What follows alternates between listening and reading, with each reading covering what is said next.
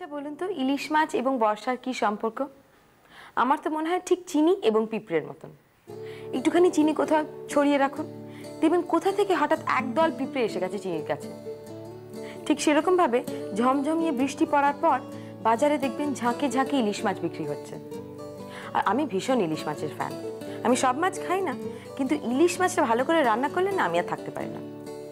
এই তো গতকাল রাত্রে পিঙ্কি ফোন করেছিল, পিঙ্কি আর মনামি, বললো যে একটা দারুণ ইলিশ মাছ রেঁধেছে, নতুন রেসিপি একেবারে। আমি এখনো খাইনি, তাই বললাম আপনাদের জন্য রেঁধে দেখাতে। আপনারা নিশ্চয়ই শুনেছেন যে বাংলাদেশের ইলিশ মাছ সব থেকে বেস্ট। আমি কিন্তু নিজে এক্সপিরিয়েন্স করেছি সেটা। আমি গেছিলাম গত সপ্তাহে ঢাকাতে, একটা বন্ধুর বাড়িতে ছিলাম। সেখানে 2 দিন একেবারে ইলিশ মাছের ফেস্টিভ্যাল। মানে ইলিশ ভাপা, ইলিশ রোস্ট, ইলিশ স্কুপ, ইলিশ এই ইলিশ ওই, মানে সব রান্নার নামও আমি জানি না বাবু। খুব মজা করেছি। তারপরে খেয়ে দিয়ে পদ্মার ধারে বেড়াতে গেলাম। দেখলাম সারি সারি নৌকো রয়েছে সেখানে। প্রত্যেকটা নৌকোর ভেতরে একটা করে লণ্ঠন জ্বলছে ধীমে ধীমে। হঠাৎ মনে হলো যেন পুরো আকাশটা উল্টে গেছে এবং পদ্মা নদীর ওপরে সারি সারি তারা ভাসছে খালি, অসম্ভব সুন্দর। হঠাৎ মনে পড়ে গেল পদ্মা নদীর মাঝির কথা। মনে হলো যেন এক মাঝি অন্য মাঝিকে বলছে, যদু হে মাছ কিবা। যাকে কি বলতে কি বলে ফেললাম। চলুন ইলিশ মাছের কথা ভেবে এইবারের নাড়িটা শুরু করে দিই।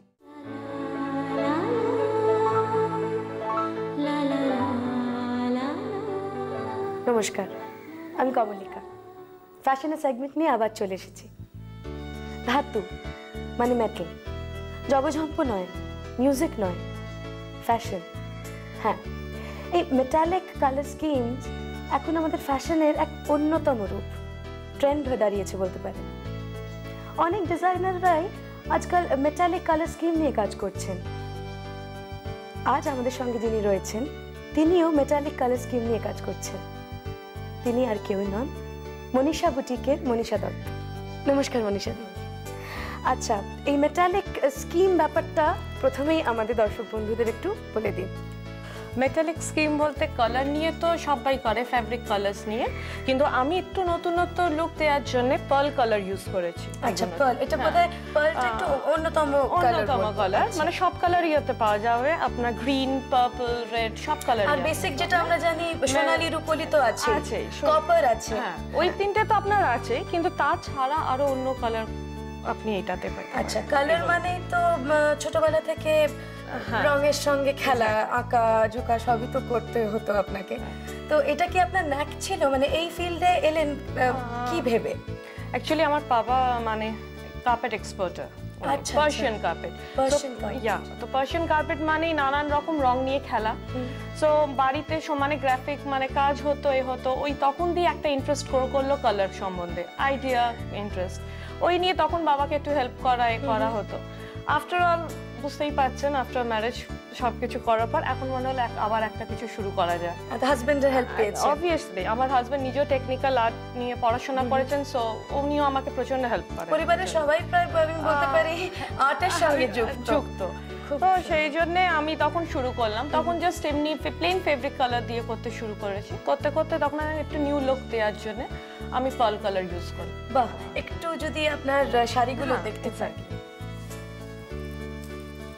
আচ্ছা, এই শাড়িটা বিশেষত্বটা একটু বলুন। এটা টিউলিপস করা আছে আপনার পুরো শাড়িটা, পুরো হ্যান্ড পেইন্টেড, নিজে হাতে টিউলিপ ফুল এঁকেছেন উনি। তো এইটা ফার্স্ট আমি মানে ব্যাক ব্রাশ করে মানে এতে স্প্রে করা হয়েছে আউটলাইন করার পর, এটা সবকিছু কিন্তু মেটালিক কালার দিয়ে, এই যে গ্রিনটা দেখছেন এটা অবধি আপনার মেটালিক কালার, সবকিছু এটা মেটালিক কালার করে আপনার মেটালিক কালারটা মানে একটা শিভারি লুক দেয়, একটু গ্লস দেয়। এটা যেহেতু কটন সেজন্য অতটা শো করছে না। এইটাতে আপনি দেখতে পারেন, এইটা আমি টাই ডাইয়ের উপরে করেছি। বাহ, এটা দেখুন, এটাতে সবুজ কালার দেয়া আছে আপনার, এটাতে রেড দেয়া আছে, এটাতে পার্পল দেয়া, মানে নানান রকম রং নিয়ে খেলে এটাকে করা হয়েছে। এটা কুচি আঁচল।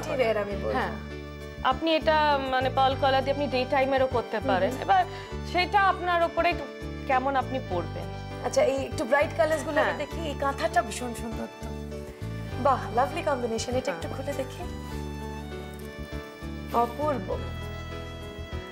এই কাঁথাটা আপনি দেখতে পারেন। ইনফ্যাক্ট দর্শক বন্ধুরা বোধহয় বুঝতে পারছেন এই শাড়িটা আর এই শাড়িটা একটু এক লাগছে কি? হ্যাঁ, এটা মনীষা দিদির শাড়ি। এইটাতে আমি কাঁথা তো অনেক রকম, কাঁথা আমাদের এথনিক হ্যাঁ, মানে বাঙালিরা মানে কাঁথার একটু ক্রেজ থাকে, আমি ওটাকে জাস্ট একটু মডার্ন লুক দেওয়ার জন্য মিরর দিয়ে এটাতে ফোক মোটিভ দিয়েছি একটুখানি, সূর্য করে দিয়েছি, কোথাও একটু গাছ দিয়ে দিয়েছি। এই যে সূর্য, গাছ, ফোক মোটিভ, এগুলোর ইন্সপিরেশনটা মানে এটা সূত্রটা কোথায়? By nature, by nature.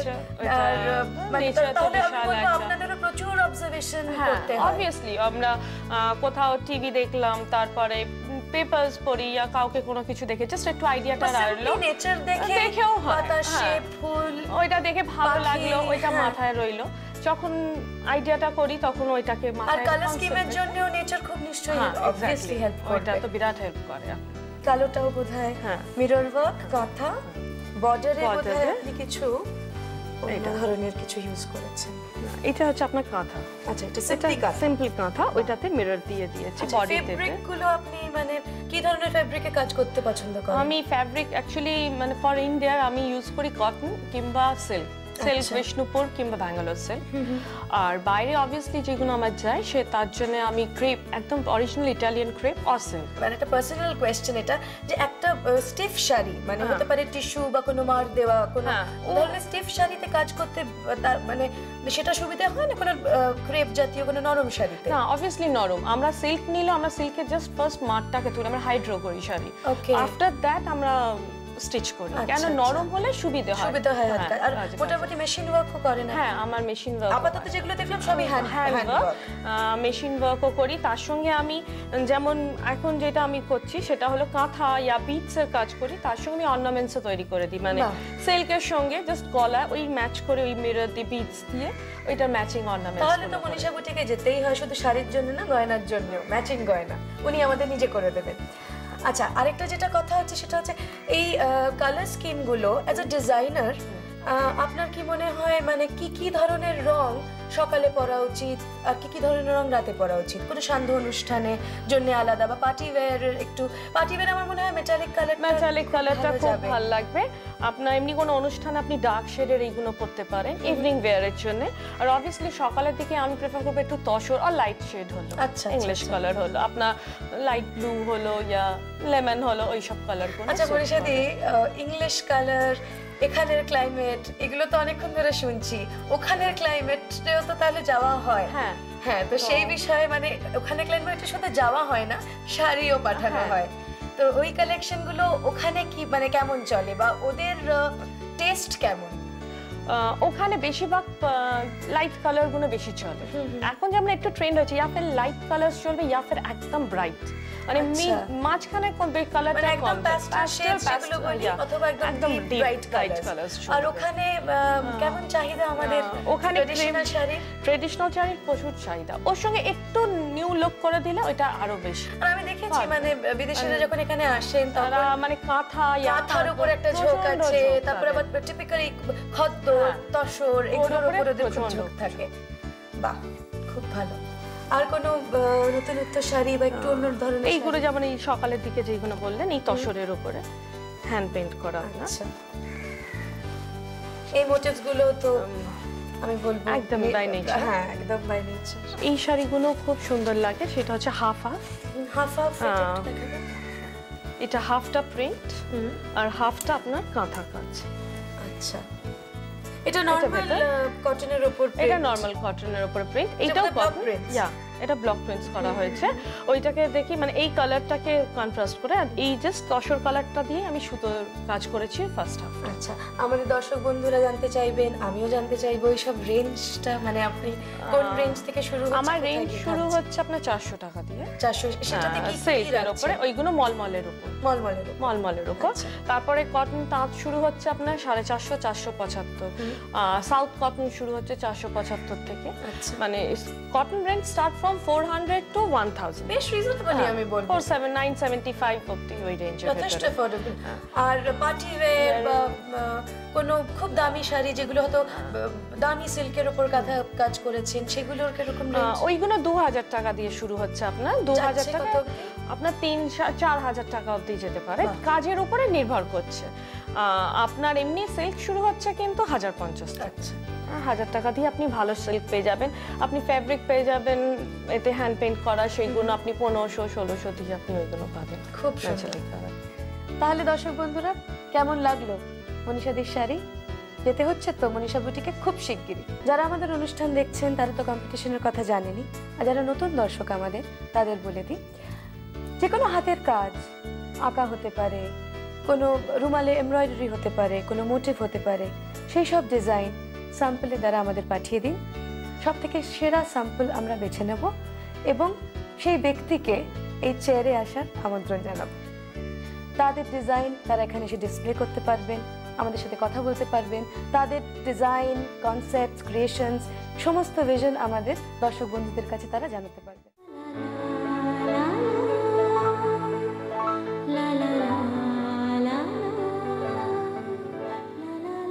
মিডিয়ার দৌলতে লেপ্রোস্কোপি শব্দটা কিন্তু আমাদের কাছে খুব ফ্যামিলিয়ার হয়ে গেছে, তাই তো? সত্যি কথা বলতে কি, সার্জারির জগতে লেপ্রোস্কোপি একটা বিশাল বিপ্লব এনেছে। আজকে আমরা কিন্তু আলোচনা করব স্ত্রী রোগের ক্ষেত্রে লেপ্রোস্কোপির ভূমিকাটা কি। চলুন না আজকে আমরা যাই ডক্টর গৌতম খাস্তগিরের কাছে, এই নিয়ে একটু আলোচনা করে নিই। নমস্কার ডক্টর খাস্তগির। নমস্কার। আচ্ছা, সন্তানহীনতার কারণ জানতে মানে কিভাবে লেপ্রোস্কোপি সাহায্য করে? এই ল্যাপ্রোস্কোপি পদ্ধতিটা প্রথমে আবিষ্কারই হয়েছিল ডায়াগনোসিসের জন্য, এবং আপনি যেটা বললেন যে সার্জারির জগতে একটা বিরাট বিপ্লব এনেছে, তার অনেক আগের থেকেই কিন্তু মানে 1960-এর দশক থেকে আমরা ল্যাপ্রোস্কোপি ব্যবহার করছি, গাইনোকোলজিস্টরা ব্যবহার করছেন ডায়াগনোসিস করার জন্য যে গাইনোকোলজিক্যাল কোনো সমস্যা আছে কিনা। আচ্ছা, সন্তানহীনতা বা বন্ধ্যাত্বে যারা ভুগছেন তাদের কারণটা জানতে ল্যাপ্রোস্কোপির একটি খুব দরকারি রোল রয়েছে, ইম্পর্টেন্ট রোল রয়েছে। সন্তানহীনতা কেন হয়? মেয়েদের ক্ষেত্রে হতে পারে যে মেয়েদের ওভারির থেকে এগসটা ঠিক মতো বেরোচ্ছে না, ডিম্বাণুগুলো বেরোচ্ছে না, সিস্টের কারণে হতে পারে, পলিসিস্টিক ওভারির জন্য হতে পারে, বা এন্ডোমেট্রিওসিস বলে একটা অসুখ আছে তার জন্য হতে পারে। ল্যাপ্রোস্কোপি করে আমরা কিন্তু সেটা ধরে ফেলতে পারছি। আচ্ছা। দ্বিতীয়ত হচ্ছে মেয়েদের ফ্যালোপিয়ান টিউব, যে দুটি টিউব আছে ইউট্রাসের দুধারে, যেখান থেকে যার মধ্যে ডিম্বাণুটি প্রবেশ করে এবং শুক্রাণুর সাথে মিলিত হয়ে ভ্রূণ সৃষ্টি হয়, সেই ফ্যালোপিয়ান টিউবে কোনো ব্লক আছে কিনা জানার জন্য ল্যাপ্রোস্কোপির দরকার। আর তৃতীয়ত যদি দেখি যে ভিতরে আগে অপারেশনের কারণে বা ইনফেকশনের কারণে অ্যাডিশনস হয়ে গেছে, মানে সবকিছু জড়িয়ে গেছে, সেটিও ল্যাপ্রোস্কোপির সাহায্যে আমরা ডিটেক্ট করতে পারছি। আচ্ছা। কিন্তু এতদিন পর্যন্ত মানে ধরুন 1960-70 বা 80-র দশকের প্রথম দিক পর্যন্ত আমরা খালি ডায়াগনোসিসই করতে পারতাম। বর্তমানে সাংঘাতিক যে বিপ্লব এসছে সেটা হচ্ছে ডায়াগনোসিস করে সঙ্গে সঙ্গে আমরা সেই সমস্যাটার সমাধানও করে দিতে পারছি ল্যাপ্রোস্কোপির সাহায্যেই, পেট না কেটে। আচ্ছা ডক্টর খাস্তগির, আর কি কি স্ত্রী রোগে এই লেপ্রোস্কোপি সাহায্য নেওয়া যেতে পারে? সত্যি কথা বলতে গেলে কি সমস্ত স্ত্রীরোগেই ল্যাপ্রোস্কোপের একটা বিশাল অবদান রয়েছে। আচ্ছা। প্রথমত ডায়াগনোসিসের ক্ষেত্রে, আর দ্বিতীয়ত ট্রিটমেন্টের ক্ষেত্রে। আমরা বলি যে একমাত্র সিজারিয়ান সেকশন ছাড়া এবং ওভারির ক্যান্সার ছাড়া আর কোনো অসুখই নেই যার ল্যাপ্রোস্কোপিক সার্জারির সাহায্যে চিকিৎসা সম্ভব নয়। মানে আপনি ওভারিতে যদি সিস্ট হয়, ইউট্রাসে যদি ফাইব্রয়েড টিউমার হয়, এন্ডোমেট্রিওসিস যার কথা কিছুক্ষণ আগে বললাম যেটা অনেক সময় ইনফার্টিলিটি করে, অনেক সময় পেন, একটা ক্রনিক পেন, তলপেটে সবসময় ব্যথা, পিরিয়ডের সময় ব্যথা, সহবাসে কষ্ট, এই এন্ডোমেট্রিওসিসের চিকিৎসাও ল্যাপ্রোস্কোপিক সার্জারির সাহায্যে সম্ভব। হিস্টেরেক্টমি যেটা একটি কমন অপারেশন মেয়েদের, জরায়ু বাদ দেওয়া, সেটাও আগেকার দিনে পেট কেটে করা হতো, কিন্তু এখন পেট না কেটে সেটা ল্যাপ্রোস্কোপিক সার্জারির সাহায্যে করা সম্ভব। তাহলে এক কথা বলতে গেলে যাবতীয় রকমের গাইনোকোলজিক্যাল অসুখে ল্যাপ্রোস্কোপিক সার্জারি সাহায্য নেওয়া উচিত, কারণ ল্যাপ্রোস্কোপির বিভিন্ন রকমের সুবিধা রয়েছে এবং ওপেন সার্জারির অসুবিধাগুলো এখানে ফেস করতে হয় না। এরকম কি কোনো স্ত্রী রোগ নেই যেটা ল্যাপ্রোস্কোপি করা যায় না বা ল্যাপ্রোস্কোপি করলে প্রপার জিনিসটা হবে না? যেটা একটি হচ্ছে ক্যান্সার, ওভারিতে ক্যান্সার, সব রকমের ক্যান্সার নয়, জরায়ুর ক্যান্সার ল্যাপ্রোস্কোপিক সার্জারির সাহায্যে সম্ভব, কিন্তু ওভারির ক্যান্সার ল্যাপ্রোস্কোপিক সার্জারি করে করা উচিত নয়, কারণ এটা পেটের চারদিকে ছড়িয়ে পড়ে। এছাড়াও কিছু কিছু অসুখ রয়েছে যেগুলো খুব অ্যাডভান্স স্টেজে, যেরকম এন্ডোমেট্রিওসিস যদি খুব অ্যাডভান্স স্টেজ হয় তাহলে সমস্ত ইন্টেস্টিন ইউট্রাসের সাথে লেগে যায় এবং সেই লেগে যাওয়াটা সিমেন্টের মতো একদম অ্যাডহেরেন্ট হয়ে যায়। তখন কিন্তু আমাদের ওপেন সার্জারি করে কনভেনশনাল মেথড ফলো করাটাই বেটার।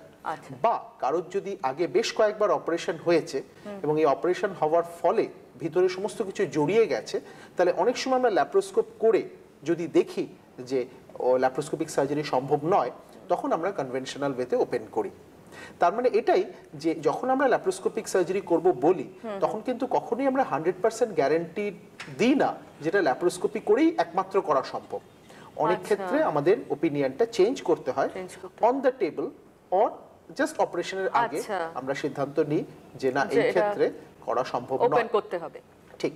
আবার কারোর যদি হার্টের অসুখ থাকে বা হাই রিস্ক অ্যানেস্থেশিয়া দিতে গেলে কোনো রকম সমস্যা ডেভেলপ করবে, ল্যাপ্রোস্কোপিক সার্জারি করতে একটু সময় ওপেন সার্জারির তুলনায় একটু বেশি লাগে। ধরুন একটা ওপেন সার্জারি যদি আধ ঘন্টায় হয়ে যায়, সেখানে ল্যাপ্রোস্কোপিক সার্জারি 45 মিনিট বা 1 ঘন্টা। অতএব অ্যানেস্থেশিয়াটা যদি আমাকে কম সময় করতে হয় হার্টের অসুখের জন্য বা অন্যান্য কারণে, তাহলে আমাকে ওপেন সার্জারির দিকে যেতে হবে। এবং হার্টের অসুখ আরও একটা কারণে, ল্যাপ্রোস্কোপি করার সময় আমরা পেটের মধ্যে হাওয়া দিয়ে পেটটাকে ফুলিয়ে দিই যাতে ভিতরটা দেখা যায় খুব ভালো করে, অপারেশন করা যায়। এই বেশি গ্যাস দিলে হার্টের উপর একটা চাপের সৃষ্টি করে এবং এই কতগুলো ক্ষেত্রে ল্যাপ্রোস্কোপি করা সম্ভব নয়।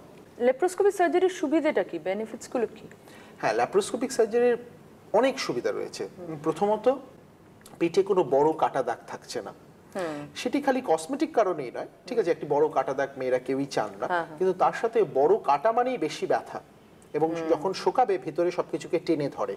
অতএব প্রথমত কোনো কাটা থাকছে না, যে কাটাটা খুবই ছোট, নাভিতে মাত্র 1 সেন্টিমিটার কাটা, যেটা নাভির মধ্যেই লুকিয়ে থাকে এবং দুপাশে একদিকে দুটো অন্যদিকে একটি খুব ছোট ছোট 8 সেন্টিমিটার, যেগুলো সেলাই পর্যন্ত করতে হয় না এবং 3 মাস বাদে পেশেন্টরা খুঁজেই পান না যে কোথায় কাটা হয়েছিল। দ্বিতীয়ত হচ্ছে যে অপারেশনের পরে ব্যথা খুব কম এবং ইনফেকশনের সম্ভাবনা খুব কম, যেহেতু পেট কাটা হচ্ছে না, বাইরেটা এক্সপোজড হচ্ছে না, এবং সেই জন্য ইনফেকশন কম এবং ব্যথা কম। পেশেন্টের কষ্ট খুব কমে যায়, খুবই কম, এবং খুব তাড়াতাড়ি পেশেন্ট বাড়ি চলে যেতে পারছে। বেশিরভাগ অপারেশনই পরের দিন বাড়ি চলে যান। অনেক সময় পেশেন্টরা বিশ্বাসই করেন না অপারেশন হয়েছে, মানে এত কম ব্যথা যে বিশ্বাসই করতে চান না। যাদের বিশেষত আগে অপারেশনের অভিজ্ঞতা রয়েছে, তারা ভাবতেই পারে না শুয়েছিলেন পরের দিন বলছি বাড়ি চলে যান, বিশ্বাস করতে চান না। আর খুব অ্যাডভান্সড অপারেশন, বড় অপারেশন গুলোতেও মাত্র 3 দিনের মাথায় তারা ফিরে যেতে পারেন। এবং তারপরে আরো ইম্পর্টেন্ট হচ্ছে খুব তাড়াতাড়ি নর্মাল লাইফে ফিরে যেতে পারেন, মানে 7-10 দিনের মধ্যেই তারা কাজে যোগ দিতে পারেন। আমারই পেশেন্ট আছেন প্রফেশনাল ডান্সার, যিনি 12 দিনের মাথায় তার প্রফেশনে ফিরে গেছেন, যেটা দেখিয়ে দেয় আমাদেরকে। খুব বয়স্ক মহিলা, সল্টলেকের 4th ফ্লোরে থাকেন। আমাকে জিজ্ঞেস করেছিলেন অপারেশনের পরে কি আমাকে স্ট্রেচারে করে উঠাতে হবে? আমি একদম নয়, উনি নিজে 3 দিনের মাথায় হেঁটে উঠে গেছেন। এই মোবিলিটি যে খুব তাড়াতাড়ি ফিরে যাচ্ছে, এটা ভীষণভাবে সুবিধা। আর ফাইনালি কম বয়সী মেয়েদের, বিশেষত যারা সন্তান ধারণ করতে চান, যে ধরুন একটি সন্তান আছে বা সন্তান নেই, ভবিষ্যতে সন্তান চান, তাদের ক্ষেত্রেই অপারেশনের পরে যে অ্যাডিশন হয়, সবকিছু জড়িয়ে যাবার যে টেন্ডেন্সিটা রয়েছে, সেটিকে আমরা ল্যাপ্রোস্কোপি করে অ্যাভয়েড করতে পারছি। কারণ যখন আমরা পেট কাটি, পেটের মধ্যে হাত দিই, এক্সপোজড হয়ে যায়, শুকিয়ে যায়, ইনফেকশন হয়, এগুলো হচ্ছে অ্যাডিশনের কারণ। ল্যাপ্রোস্কোপিতে এগুলো প্রত্যেকটাকে আমরা অ্যাভয়েড করতে পারছি এবং অ্যাডিশন একদম হচ্ছে না। এগুলি হচ্ছে ল্যাপ্রোস্কোপিক সার্জারির সুবিধা, যেই জন্য আমার কথায় আমি এটা খুব জোর গলায় বলি যে আজকালকার দিনে ল্যাপ্রোস্কোপি থাকা সত্ত্বেও পেট কেটে অপারেশন যদি কেউ করান, তাহলে কিন্তু সেটা খুবই বোকামো। এটা সত্যি একটা বৈপ্লবিক ঘটনা। That's right. আচ্ছা, খরচ কিরকম পড়ে? খরচ নিয়েও মানুষের মধ্যে অনেক রকম ভুল ধারণা আছে। যেমন ল্যাপ্রোস্কোপি নিয়ে কিছু ভুল ধারণা আছে যে পুরো জরায়ুটা বোধহয় বেরোয় না, পুরো সিস্টেম বেরোয় না, অর্ধেক থেকে যায়। এটা কিন্তু ঠিক নয়। আমরা প্রত্যেক অপারেশন ভিডিও করি এবং ভিডিও রেকর্ডিংও পেশেন্টদেরকে দিই। That's right. পুরো অর্গানটাই আমরা এই প্রসবের রাস্তা ভেজাইনা দিয়ে ডেলিভারি করি। ভেজাইনা দিয়ে যদি একটি শিশুর জন্ম হতে পারে 2.5-3 কেজির, একটি ছোট টিউমার বের করা কোনো সম্ভব নয়। এবং খরচের কথায় বলতে গেলে অনেকের ধারণা যে ল্যাপ্রোস্কোপিক সার্জারি বোধহয় খুব যারা অ্যাফ্লুয়েন্ট, খুব অ্যাফ্লুয়েন্ট যারা সেলিব্রিটি, ফিল্ম স্টারদের জন্য, সেটা কিন্তু একদম নয়। সাধারণ মানুষের জন্য ল্যাপ্রোস্কোপি খরচা অর্ধেক কিংবা 2/3 তার কারণ কি? কারণ হচ্ছে যে হাসপাতালে কম সময় থাকতে হচ্ছে। প্রাইভেট হাসপাতালে থাকার একটা বিরাট খরচা, যেখানে 7 দিন থাকছিলেন সেখানে 1 দিন থাকছেন, সেখানে বিরাট সেভিংস। আর দ্বিতীয় একটা সেভিংস হচ্ছে ওষুধ খুব কম লাগছে। ওষুধেরও তো দাম আছে না, ব্যথার ওষুধ কম হচ্ছে। এই দুটো মিলিয়ে খরচাও কম। এই অনুষ্ঠানের মাধ্যমে আমি এই মেসেজটাই দিতে চাইছি আপনাদেরকে যে ল্যাপ্রোস্কোপি নিয়ে যে সমস্ত ভুল ধারণাগুলো রয়েছে, সেগুলো কিন্তু এখন দূর হয়ে যাওয়া উচিত। ল্যাপ্রোস্কোপের সাহায্যে আমরা অনেক বড় করে, ভালো করে পেটের মধ্যেটা দেখতে পারি এবং অনেক সূক্ষ্মভাবে সমস্যাটার সমাধান করা যায়। আর দ্বিতীয়ত, খরচা নিয়েও ভয় পাওয়ার কোনো কারণ নেই। খরচা কিন্তু এমনি পেট কেটে অপারেশনের থেকে অনেক কম। শুনলেন তো ডক্টর খাস্তগির কি বললেন? ল্যাপ্রোস্কোপি নিয়ে ভয় পাওয়ার কিছুই নেই, কোনো কনফিউশন থাকারই কথা না। ল্যাপ্রোস্কোপি এখন সবচেয়ে ইজিয়েস্ট ওয়ে অপারেশন করা। আজ তাহলে চলি, নমস্কার। তুমি যে আমার চিরদিনের সেই নারী।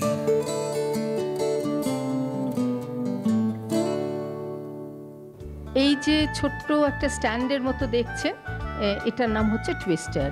এর নিচে যে প্ল্যাটফর্মটা আছে ওটা গোল রিভলভিং প্ল্যাটফর্ম। ওখানে আপনি দাঁড়িয়ে কোমরটা ডান দিক থেকে বাঁ দিক, বাঁ দিক থেকে ডান দিক যাবে, এবং এই মুভমেন্টটা একটু তাড়াতাড়ি করলে পরে কোমর আপনার সরু হবে, এবং কোমর সরু হলে ন্যাচারালি মেয়েদের দেখতেও খুব সুন্দর লাগে। এই কোমর সরু করার এই যে এক্সারসাইজ, সেটা কিন্তু বাড়িতেও করা যায়, এবং বাড়িতে তো অল্প বয়সী মেয়েরা হরদমই করতে পারেন গান চালিয়ে দিয়ে। আগেকার দিনে সেই নাচ হতো টুইস্ট, সেই টুইস্ট নাচ করতে পারেন, অথবা দেয়াল ধরে, যারা একটু ভারী ধরুন তাদের পক্ষে হয়তো সম্ভব নয় টুইস্ট নাচ করা, দেয়ালটা ধরে দু হাত দিয়ে কোমরটাকে ডান দিক থেকে বাঁ দিকে নাড়াবেন, এবং পায়ের মানে সেটা টোজের ওপর দাঁড়িয়ে, এবং সেটা গোড়াতে খুব ভিগারাসলি নাড়াতে হবে না। এই কাউন্টস আপনি 5 বা 10 করে করুন, এবং তারপর আস্তে আস্তে বাড়াবেন। এবং আবারও বলছি, এটার জন্য আপনাদের কিন্তু সাবধানতা অবলম্বন করতে হবে, কারণ একবারে অনেকটা বেশি আচমকা করতে গেলে পরেই কিন্তু কোমরের মাসেলসে টান পড়বে, এবং তখন আবার ব্যথা বা বেদনা শুরু হয়ে যাবে।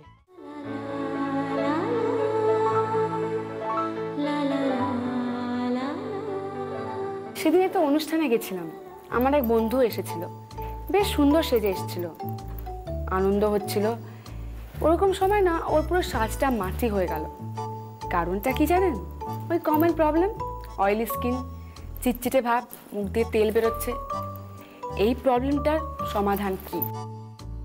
সমাধান দেওয়ার জন্য আজ আমার সঙ্গে আছেন একজন নামী এবং পরিচিত কসমেটোলজিস্ট এবং cosmetic dermatologist Subhadeep Saha, better known as Bob. ববদা নমস্কার। অয়েলি স্কিনটা তো আমাদের আজকাল তো ভীষণ কমন প্রবলেম, স্পেশালি টিনেজার্সদের মধ্যে। প্রথমত এত অয়েল সিক্রেশন হয় কেন, মানে এই স্কিন টাইপটার মধ্যে? প্রথমে একটা ছোট্ট কথা বলে দিই, টিনেজার কেন, আপ টু একটা সার্টেন এজ অবধি এই অয়েলি স্কিনটার প্রবলেমটা আমরা দেখতে পাই। অয়েলি স্কিনের মধ্যে সবার রাজা স্কিন হলো অয়েলি স্কিন, সব কিছু তার মধ্যে পাওয়া যায়। রিঙ্কলস চট করে আসে না অয়েলি স্কিনে, কিন্তু তার সঙ্গে ওর ব্রণগুলো সাঙ্গপাঙ্গ যারা আছে, ব্রণ, যারা আমরা সায়েন্টিফিক নেমে বলে থাকি অ্যাকনে। সিবেসিয়াস গ্ল্যান্ড যখন সিবাম মানে অতিরিক্ত তেল ক্ষরণ করে, সেই রোমকুমের মধ্যে থেকে সেই অয়েলটা বেরোবার চেষ্টা করে স্কিনের বাইরে, কিন্তু বাতাসের পলিউশনে ওটা কি হয়, অক্সিডাইজড হয়ে যায়। তখন কি হয়, হোয়াইট হেডস হয়, হোয়াইট হেডসের পরে ব্ল্যাক হেডস হয়ে যায়। দেখবে নাকের পাশে এই জায়গাগুলো প্রথমে ছোট্ট ফুসকুড়ি মতো হয়, তাই কি না? তারপরে এই অ্যাকনেটা আস্তে আস্তে বাড়ে। তো এই ক্ষেত্রে অনেকেই অনেক ডাক্তারের শরণাপন্ন হন বা কোনো কসমেটোলজিস্টের কাছে যান। তো আমি সবার আগে বলে দিই যে চেষ্টা করবেন যাতে নখ দিয়ে না খোটা যায়, কারণ নখ দিয়ে খুঁটলে কিন্তু নখের জাম্পস থেকে আপনার ওই অ্যাকনেটা আরও বাড়তে পারে। হয়তো ডাক্তারের ট্রিটমেন্টে বা কোনো ইনস্টিটিউটে গিয়ে বা আপনি ক্লিনিকে গিয়ে যখন ট্রিটমেন্ট করছেন, তখন সেই ট্রিটমেন্টের ফলে আপনার অনেক সময় দেখবেন যে বা অ্যাকনেটা শুকিয়ে গেল, তারপরে দেখবে শান্তনি মাঝে মাঝে স্কার থাকে, অ্যাকনে স্কারগুলো পড়ে থাকে, ব্ল্যাক মার্কসগুলো কিছু থাকে, জায়গাগুলো ভীষণ ড্রাইও হয়ে যায়। ইভেন কিন্তু কখনো কখনো দেখবে যে গর্ত মতো হয়ে যায় এই জায়গাটা, নাকের পাশ, এই জায়গাটা তো ভীষণভাবে হোয়াইটিশ তো হয়ে যায়। সেই জায়গাতে স্যালিসাইলিক অ্যাসিড আছে, ঠিক আছে, বা এরকম কোনো ভালো অ্যাকনে ওভারনাইট ক্রিম বা অয়েন্টমেন্ট আপনারা লাগাতে পারেন। তার মধ্যে কিছু অয়েন্টমেন্ট আমি বলে দিচ্ছি, যেমন ইরিটপ অয়েন্টমেন্টটা খুব ভালো রেজাল্ট দেয়, বা ইউডিনা অয়েন্টমেন্টটা। তবে আমার মতে সবসময় কোনো অভিজ্ঞ কোনো লোকের কাছ থেকে পরামর্শ নিয়েই কিন্তু লাগাবার চেষ্টা করবেন। তো এর সঙ্গে আজকে আমি একটা ট্রিটমেন্ট দেখাচ্ছি, আমার অ্যাসিস্ট্যান্ট কৌশিক এখানে দেখাবে। এটা খুব জরুরি কথা, অয়েলি ফ্রাইড ফুডস খাওয়া যায়, আমি এটা বলে দিচ্ছি। হবে ফ্রাইড ফুডসটা একটু সবাই দেখো, ডিলিশিয়াস ফুড খেতে আমিও ভালোবাসি, কত বারণ করবো কেউ হয়তো শুনবেন না। তো চেষ্টা করব যে আমরা একটু অয়েলি ফুডসটাকে খাবার কম করা, খাবার পরে একটু আপেল বা শসা খাবেন, এতে কি যেন ডাইজেস্টিভ প্রবলেমগুলো না থাকে। অ্যাকনের জন্য সমান পরিমাণে দায়ী কিন্তু কোষ্ঠকাঠিন্য। তো বাড়িতে শান্তনি সবাইকে বলা উচিত যেটা আমাদের, যে ত্রিফলা চূর্ণ, অরিজিনাল ত্রিফলা চূর্ণ সকালবেলা ভিজিয়ে রেখে যদি খেতে পারেন, ওর মতো রেজাল্ট হয়তো কেউ না দিতে পারে। এটা হচ্ছেটা কি আসলে? এটা দেখো, এটা অ্যাকচুয়ালি করছি, এর মধ্যে একটুখানি ওজোন ট্রিটমেন্ট করাচ্ছি। এই ওজোন ট্রিটমেন্টের ফলে একটা কি সুবিধা হয় যে এর মুখে যে এক্সেস অয়েলটা আছে এটা অ্যাবজর্ব করাচ্ছে এবং কি এক্সেস অয়েলটাকে কাটায়। আর এটা কি করে, সিবেসিয়াস গ্ল্যান্ডের যে ওভার অ্যাক্টিভিটিটা রয়েছে এই ওভার অ্যাক্টিভিটিটাকে কম করবার চেষ্টা করে, যাতে এর মধ্যে কোনো ব্যাসিলাস আর কক্কাস দ্বারা সেকেন্ডারি ইনফেকশন যাতে না হয়। অ্যান্ড সেকেন্ড আপনাদের দেখিয়ে দিই, অনেকে দেখবেন অনেকে পার্লারে গিয়ে মুখে অয়েলি স্কিন একটুখানি ক্রিম নিয়ে মুখে মাসাজ করে বা বাড়িতেই করতে পারে। আমি বলবো এই মাসাজ করা উচিত না। যদি বেশি মাসাজ করো আরো অয়েল ভিতরে যাচ্ছে, গ্ল্যান্ডুলার অ্যাক্টিভিটিগুলো আরো মোটিভেশন অর্ডার পাবে, একদম না। তো সুতরাং কি করা উচিত, কিছু citrus type of fruits, mosambi খাও, চিবড়ে সমেত খাবে। চিবড়ে সমেত খেলে কি হয়, রাফেজটা ফাইবারটা যেটা রয়েছে ওটা কনস্টিপেশনের প্রবলেমটাকে তোমার সলভ করতে শুরু করলো। সেকেন্ড হলো আপনাদের দেখাই একটা জিনিস, আমি বলছিলাম যে সিবেসিয়াস গ্ল্যান্ডের ওভার অ্যাক্টিভিটিকে detoxify, how to detoxify the skin. সবচেয়ে ভালো উপায় হলো ক্রেনিয়াল নোডস বলি এটাকে আমরা। এই ক্রেনিয়াল নোডসটাকে 5, 7, 11 এই ক্রেনিয়াল নোডসগুলোতে হালকা করে প্রেশার দিয়ে, আমি আজকে একটা ছোট্ট ওয়েতে একটা মাসাজ দেখাই আপনাদেরকে। আমি যেই মাসাজটা করব এর এখানে, তো আমার অ্যাসিস্ট্যান্ট এটাকে করে দেখাচ্ছে। এটাকে অ্যালকালাইন ওয়াশ আমি হালকা করে করছি, ঠিক আছে। আগে মুখে একটুখানি স্প্রে করে নিই।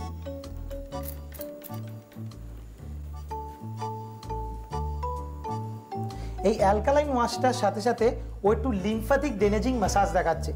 লিম্ফ্যাটিক ড্রেনেজিং কি মাসাজের ফলে কি হয়, যে স্কিনের মধ্যে যে অম্ল জাতীয় বর্জ্য পদার্থটা রয়েছে সেটা বেরিয়ে যায়। শরীরের জন্য যখন এক্সারসাইজ করছি বাড়িতে আয়নার সামনে দাঁড়িয়ে দেখবেন কিরকম লাগে, আমি যেরকম দেখাচ্ছি ওইভাবে করবেন। এই ধরনের এক্সারসাইজগুলো যাতে মুখের এক্সারসাইজ, এই এক্সারসাইজের ফলে টক্সিনগুলো আউট হয়। কিন্তু এটা আপনি যে কোনো ভালো তুষারশীলের বা অনেকের ভালো ভালো যোগব্যায়ামের বই আছে, বইগুলো একটু ফলো করবেন। এই ব্যায়ামগুলো, এক্সারসাইজগুলো খুব ভালো রেজাল্ট দেয়। এছাড়াও ঘাড়ের কিছু ব্যায়াম আছে, এগুলো করবেন। আর এখন দেখুন এখানে কীভাবে স্কিনটাকে ডিটক্সিফাই করা হচ্ছে, তার সঙ্গে কি করবেন যে টক্সিন আউট করে দেবেন, তার ফলে কি স্কিনটা অয়েলি থাকবে না। আর যতটা পারবেন ভাজাভুজি একটু কম খাবেন, আর ফলমূলের ওপর দিকে যদি একটু জোর দেন খুব ভালো স্কিনের গ্লো পাবেন। আর জলটা তো বেশি পরিমাণে খাওয়া উচিত। জলের কথা বলছি যে শরীরের যেখানে আমাদের 70% জলের মধ্যে অবস্থিত, জলটা খেলে যেখান থেকে আমাদের বর্জ্য পদার্থগুলো শরীর থেকে বেরোতে খুব সাহায্য হয়। আর তার ফলে কি কোনো রকম শরীরের যে রাসায়নিক বিক্রিয়ার মধ্যে যে আমাদের ক্ষতিগুলো হয় সেগুলো হয় না। আর সেকেন্ড হলো মুখে একটুখানি বেসনও ব্যবহার করতে পারেন। বেসনটা কি করে, অয়েলটা মানে নিজের ভিতরে চুষে নেয়, মানে টেনে নেয় যাকে বলে, তার ফলে অয়েলটা একটু কম লাগে স্কিনের মধ্যে। আর এছাড়া আমি এখন যেটা করলাম আপনারা হয়তো সবাই দেখেছেন যে অয়েলটা অনেক কমে গেছে। আমি এটাকে জাস্ট আমাদের হালকা করে আমি এটাকে মুছে আমি একটা প্যাক লাগাবো। এই প্যাকটা হলো অলগে মাস্ক। ডেড সি বলে একটা জায়গা আছে, ওখানকার শৈবাল, এক ধরনের শৈবাল থেকে এই অলগে মাস্কটাকে নেওয়া হয়। ঠিক আছে, it's a one type of peeling mask, gives you the amazing result. এটার মধ্যে যেটা রয়েছে, এটার মধ্যে একটা মেনোফক্সিল ক্লিনজার টাইপের রয়েছে, প্লাস এর মধ্যে আছে তোমার বেটা অক্সালিক অ্যাসিড প্লাস কেওলিন। ঠিক আছে, তো আজকে আমি অলগে মাস্কের সাথে সাথে মুখে আজকে আমি আরেকটা মাস্ক লাগাচ্ছি। এটাকেও এই অলগে মাস্কের এটা। তো এই মাস্কটা লাগানোর ফলে কী হবে দেখবে, অয়েলি আর পিম্পলসের ভাবটা অনেক কম হয়ে গেছে। বা এর সঙ্গে তুমি যদি একটুখানি হাই ফ্রিকোয়েন্সি ট্রিটমেন্টটা একটু কন্টিনিউ করতে পারো, খুবই ভালো হয়, ফলপ্রসূ। তা এই মাস্কটার সাথে বাড়িতে যেটা করণীয়, স্কিনটাকে অয়েল ফ্রি রাখা, ভালো সোপ ইউজ করার থেকে ফেস ওয়াশ ইউজ করো, যেগুলো ডার্মাটোলজিক্যালি টেস্টেড। অনেক খুব ভালো ভালো কোম্পানির এখন বেরিয়েছে। কারণ আমাদের সত্যি কথা বলবো, ভারতবর্ষ এত উন্নত হয়ে গেছে যে কিছুরই অভাব নেই। আমি একটা তোমাকে একটা কথা বলি, আমি একটা ইসরায়েলের কোর্স করতে গেছিলাম জিজিতে। তা আমাদের একটা এফডিএর একটা মিটিং ছিল। তো ইসরায়েলে কোর্স করতে গিয়ে ওখানে দেখলাম আমাদের ভারতবর্ষর থেকে ওদের স্কিনে অনেক হাজার গুণের প্রবলেম বেশি। ইন্ডিয়ান স্কিন অনেক ভালো। ইন্ডিয়ান স্কিন অনেক ভালো। তাহলে আজ মনে হয় আমাদের অয়েলি স্কিনের প্রবলেম সলভ। অ্যাকনের সাথে, অ্যাকনের সঙ্গে। খুব ভালো লাগলো তোমার সাথে কথা বলে ববদা। আশা করি আপনাদেরও ভালো লেগেছে তো? আরও যদি কোনো প্রশ্ন থাকে সেটাও কিন্তু আমাকে লিখে পাঠাবেন। ববদার সঙ্গে যে যোগাযোগ করতে হয় সেটাও কিন্তু মেনশন করতে একদম ভুলবেন না। আমি অ্যাজ ইউজুয়াল মাধ্যম হতে রাজি। আপনাদের কাছে যদি কোনো ভালো ভালো টিপস থাকে সেটাও কিন্তু লিখে পাঠাবেন। সেগুলো থেকে আমরা বেছে নেব সবার থেকে সেরা টিপটি, এবং সেটা যদি আপনার হয় আপনি জিতে দিতে পারেন আকর্ষণীয় পুরস্কার। আমাদের অ্যাড্রেস মনে আছে তো?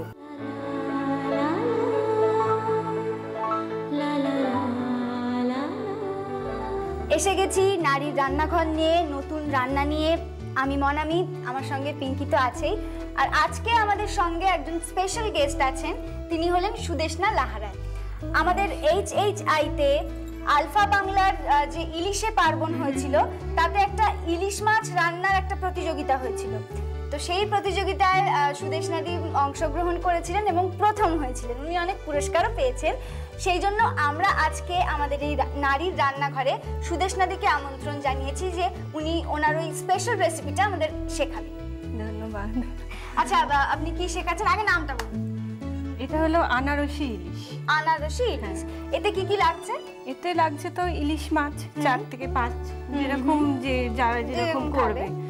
আনারস গ্রেট করা একটা ছোট, পেঁয়াজ বাটা 2টো, ছোট এলাচ দানা কিছু, তেজপাতা 2 কি 3টে, লঙ্কা গুঁড়ো, হলুদ গুঁড়ো, কাজু আর কিশমিশ কিছু, নুন আন্দাজ মতন, আর চিনি 1 চামচ বা আনারস জ্যাম দিলেও হয়। আচ্ছা আচ্ছা, সাদা তেলে হয় এটা। আচ্ছা, এইটা আপনি কার কাছ থেকে শিখেছেন? এটা তো ট্র্যাডিশনাল বাংলাদেশের রান্না আসলে। আচ্ছা, আর আমি শিখেছি আমার বন্ধু কাম দিদি বলতে পারেন, জয়শ্রী দি। আচ্ছা, জয়শ্রী গাঙ্গুলি। হ্যাঁ, আচ্ছা, ওনার থেকে শিখি। আচ্ছা, তাহলে আমরা শুরু করে দিই। আচ্ছা, এটা করতে গেলে প্রথমে আমাকে মাছটা ভেজে নিতে হবে। ও আচ্ছা, তাহলে গ্যাসটা জ্বালাতে হবে তো?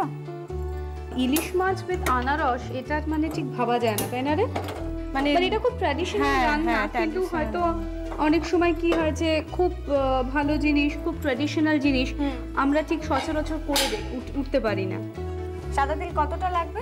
এই ভাজার মতো। আচ্ছা, ইলিশটাকে কি খুব ডিপ ফ্রাইয়ের মতো করতে হবে? ডিপ ফ্রাই না, আবার এমনি অল্পও না, মাঝামাঝি আর কি ফ্রাইটা করতে হবে, কারণ ইলিশের থেকেও বোধহয় তেলটা ছাড়ে। হ্যাঁ। আমাকে একটা বলুন, পুরস্কারটা যখন পেয়েছিলেন, তাও আবার প্রথম পুরস্কার, তখন বাড়িতে গিয়ে সবাই কিরম বল? মানে এটা তো ভাবতেই পারিনি যে মানে প্রথম হব, পুরস্কার পাবো। এটা খুবই ভালো লেগেছে, মানে বলে কিছু বোঝানো যায় না আর কি। সুদেষ্ণাদি, তেলটা মনে হয় গরম হয়ে গেছে। হ্যাঁ, গরম হয়ে গেছে। এবার আচ্ছা, আগে আমি কাজু কিশমিশটা একটু মানে ভেজে তুলে নিই। আচ্ছা, মাছটা ভাজার আগে মানে জাস্ট একটু তেলে দিয়ে। হ্যাঁ, মাছটাতে তো বোধহয় হলুদ আর নুন একটু দেওয়া আছে। এটা পুরোটাই লাগছে। হ্যাঁ, পুরোটাই লাগছে। হয়েও গেছে একটা কিছু পাত্র। মানে কাজু তেলের মধ্যে দিলেই হ্যাঁ লাল হয়ে যাচ্ছে, মানে ঝাঁঝরিটা তেলটাকে ঝরিয়ে দেওয়ার জন্য। হ্যাঁ, এইগুলো একটু দিয়ে দাও। আপনার কি রান্না করাটা মানে প্রথম থেকেই খুব শখ ছিল? হ্যাঁ, রান্না করার শখ আছে ঠিকই, কিন্তু মানে সবসময় যে করি তা নয়। কোনো গেস্ট এলো বাড়িতে বা যখন স্পেশাল কিছু করতে ইচ্ছা করলো তখন মানে করি আর। আচ্ছা, আপনাকে মানে আপনি এত ভালো রান্না করেন, এই যে ইলিশে পার্বণে আপনি প্রথম হয়েছেন, তো এখন আপনার বন্ধু বান্ধবরা, আত্মীয় স্বজনরা জ্বালাতন করছে না রেসিপি? বাবা ভীষণ জ্বালাতন করছে, যেখানে যাচ্ছি বলছে যে আমাদের এক্ষুনি আনারস ইলিশ খাওয়াতে হবে। মানে ভীষণই জ্বালাতন করছে। আর বাড়িতে ফিরে এসে কি মানে যখন আপনি বাড়ির লোকদের বললেন যে আপনি এরকম একটা বিশাল বড় পুরস্কার পেয়েছেন, তো তখন বাড়িতে কেউ বলেনি যে আজকে রাত্রিবেলার মেনুটাই হবে আনারস ইলিশ? সঙ্গে সঙ্গে মানে বন্ধু বান্ধবরা এসেও গিয়েছিল বলা যেতে পারে, মানে তারা একদম ইলিশ কিনে নিয়ে এসেছিল সেই রকমই আর কি। আচ্ছা, মাছটা এবার ভাজা হয়ে গেছে। মাছটা তুলে নিই। বেশ একটু লাল লালই কিন্তু একটু লাল লাল হলে ভালো। ইলিশ মাছ ভাজার সময় মানে উল্টানোর সময় খুব ফোটে, বলুন সাবধান থাকা উচিত। আর দু একটা তেলের ছাঁকা যদি নাই, তাহলে সেটাও ঠিক কথা। এইবার ওই ছোট এলাচ আর তেজপাতাটা মধ্যে দিয়ে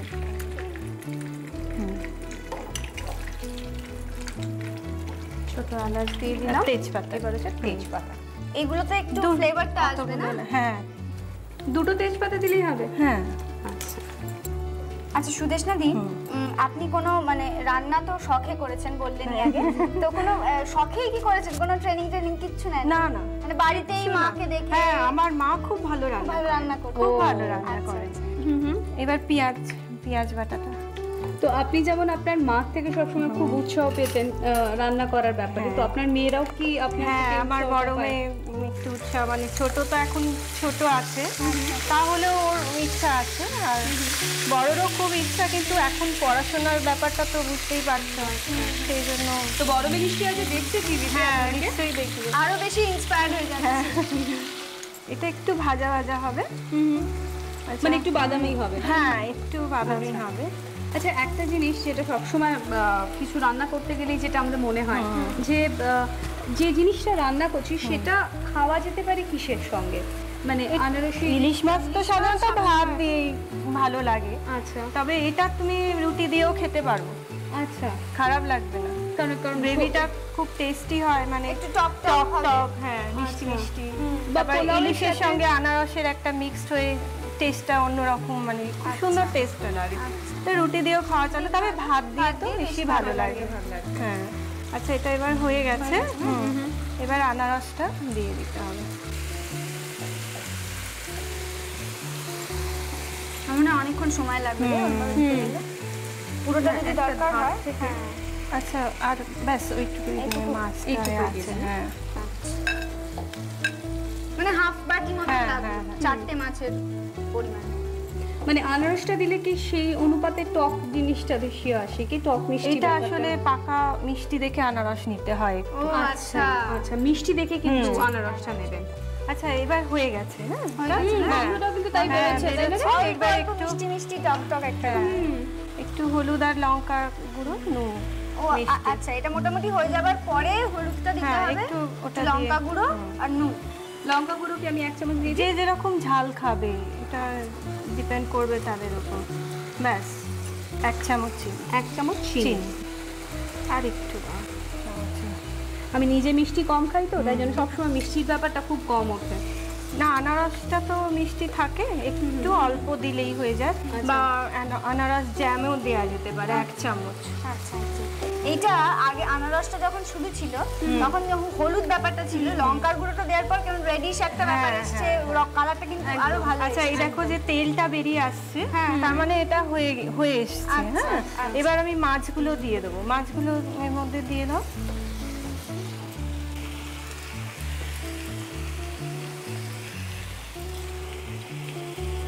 এটা তো মাছের তেলটাই, এটাও দিয়ে দিতে পারি। ইলিশ মাছে একটা তেলে সুন্দর গন্ধ আসে। ইলিশ মাছ থেকেই বেরিয়েছে বলে, ব্যাপার তেলে আগে ভাজাও হয়েছিল আমাদের। এবার দেখো, মানে মোটামুটি বোঝাই যাচ্ছে যে হয়ে এসেছে জিনিসটা।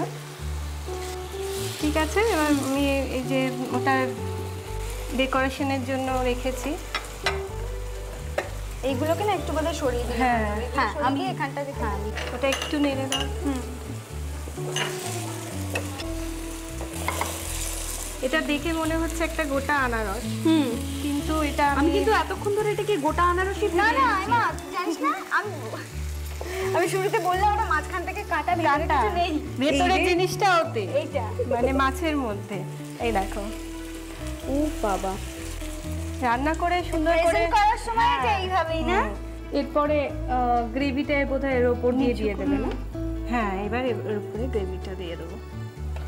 প্রথমেই লোক যেটা কনফিউজ হয়ে যাবে কোনটা খাবে, সেই আর এমনি এরকম ঢাকা দিয়ে রাখলে মানে কিছু আছে, মনে হবে একটা গোটা আনারস। আর যদি আমি হই, আমি তো এটাকে ডিস্টার্বই করতে পারবো না। এবার এই কাজু কিশমিশ গুলো উপরে ছড়িয়ে দাও। হ্যাঁ, একটা চামচ।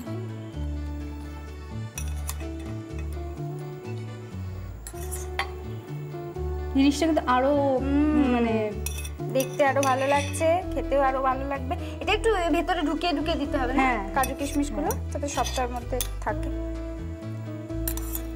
এটাকে বলা হচ্ছে ফাইনাল টাচ। হ্যাঁ ব্যাস আনারসে এবার রেডি। আমরা টেস্ট করতে পারি? হ্যাঁ এবার টেস্ট করে দেখো। Thank you.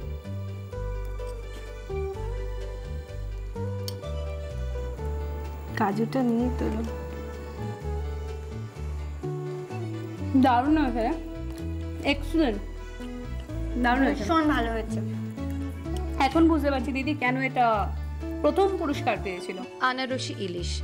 উপকরণ: ইলিশ মাছ 5 থেকে 6 টুকরো, পাকা আনারস একটা গ্রেট করা, পেঁয়াজ বাটা 2টো বড়, ছোট এলাচের দানা 10 থেকে 12টা, তেজপাতা 2 থেকে 3টে, হলুদ গুঁড়ো 1 চামচ, লঙ্কা গুঁড়ো 1 চামচ, কাজু কিশমিশ পরিমাণ মতো, চিনি 1 চামচ। কড়াইতে মাছ ভাজার মতো তেল দিন এবং মাছগুলোকে নুন হলুদ মাখিয়ে ভেজে নিন। এরপরে কাজু ও কিশমিশগুলো ভেজে তুলে নিন। তেলের মধ্যে ছোট এলাচ তেজপাতা দিয়ে একটু নেড়েচেড়ে গ্রেট করা আনারস দিয়ে নাড়ুন। কষতে কষতে যখন আনারস ও মশলা থেকে তেল ছাড়বে তখন মাছগুলো দিয়ে 1.5 চামচ আনারসের জ্যাম বা 1 চামচ চিনি আর কাজু কিশমিশ দিয়ে একটু উল্টে পাল্টে নামিয়ে নিন। আমার মনে হয় এতক্ষণ রেসিপিটা আপনারা লিখে নিয়েছেন, খুব ভালো লাগবে, সেটাও আমাদের চিঠি লিখে জানাবে। আর একটা কথা জানিস তো পিঙ্কি, আমার মনে হচ্ছে সেটা হলো ওদের বোধহয় একটু একটু দুঃখ হচ্ছে কি? ভীষণ দুঃখ, মানে ইলিশে পার্বণে আপনারা অংশ নিতে পারলেন না, সুদেশ নাদির মতন প্রথম হতে পারলেন না। আরে আপনাদের কাছে যা যা নতুন রেসিপি আছে না সেগুলো আমাদেরকে চিঠি লিখে জানিয়ে দিন। আমার মনে হয় আপনার রেসিপিটাই বেস্ট হবে। আর আপনার রেসিপিটা যদি বেস্ট হয় তাহলে তো আপনি অনেক পুরস্কার পাচ্ছেন, আর মনামি পিঙ্কির সাথে নারীর রান্নাঘরে রান্না করারও সুযোগ পাচ্ছেন। তো আজকে আর সময় নেই, আজকে আমাদের যেতে হবে, আবার পরদিন দেখা হবে। আমাদের অনুষ্ঠান শেষ হয়ে এলো, ইলিশ মাছের গল্প হলো, বাংলাদেশের গল্প হলো, কিন্তু আসল কথাটাই বলা হয়নি। ইলিশ মাছ, বাঙালির ফুটবল আর ইস্ট বেঙ্গল। শুনেছি আগে আগে যখন সল্টলেক স্টেডিয়ামে খেলা হতো বাইরে নাকি ইলিশ মাছ আর চিংড়ি মাছ বিক্রি হতো। অদ্ভুত না? মোহনবাগান জিতলে সবাই চিংড়ি মাছ কিনে বাড়ি ফিরত, আর ইস্ট বেঙ্গল জিতলে সবাই ইলিশ মাছ কিনে বাড়ি ফিরত। এরকম নাকি আরো অনেক গল্প আছে। আপনার কাছে গল্প আছে? আমাকে লিখে পাঠান। আর যাবার আগে বলে যাই, আজকাল কিন্তু দেখবেন সব বড় বড় হোটেলে হিলসা ফেস্টিভ্যাল খুব হচ্ছে। যেতে পারলে ভালো, না যেতে পারলে কিছুই হবে না। বাড়িতেই ফেস্টিভ্যাল করে নিন, একটা জমিয়ে সর্ষে ইলিশ রান্না করুন, দেখবেন সবার মন জয় করে ফেলেছেন। আর আমাকে ভুলবেন না, কঙ্কনাকেও ডাকবেন। ঠিক আছে তাহলে আসছি আজকে, নমস্কার।